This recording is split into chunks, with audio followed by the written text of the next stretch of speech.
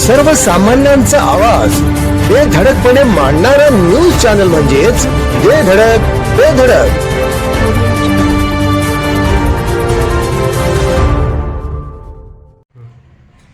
नमस्कार, बेधडक बेधडक न्यूज मध्ये आपल्या सर्वांचं स्वागत आहे.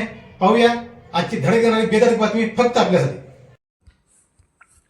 आई वृद्धाश्रमामध्ये ॲडव्होकेट श्री सौरभ पवार आणि सौ सुशीला घाडगे पवार यांच्या हस्ते झेंडावंदन संपन्न.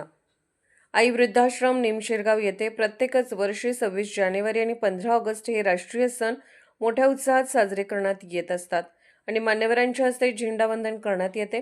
यावेळी ॲडव्होकेट श्री सौरभ पवार आणि राष्ट्रीय अन्याय निवारण महासंघाच्या महिला आघाडीच्या महाराष्ट्र राज्य अध्यक्षा ॲडव्होकेट सौ सुशीला घाडगे पवार या ॲडव्होकेट पती पत्नींना आई वृद्धाश्रमामध्ये 26 जानेवारी निमित्त झेंडावंदनाचा मान देण्यात आला.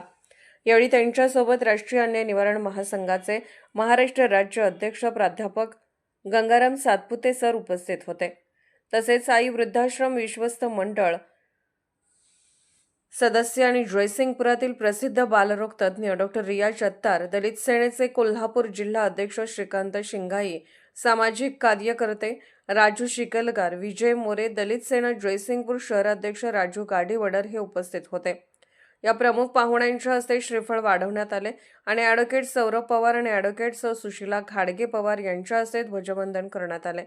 यावेळी सर्वच पाहुण्यांनी आई वृद्धाश्रमातील वृद्धांना जिलेबीचे वाटप केले आणि 26 जानेवारी प्रजासत्ताक दिनाच्या शुभेच्छा दिल्या. यावेळी संस्थेचे अध्यक्ष संजय भोसले यांनी सर्व पाहुण्यांचे स्वागत करून सर्वांचे आभार मानले.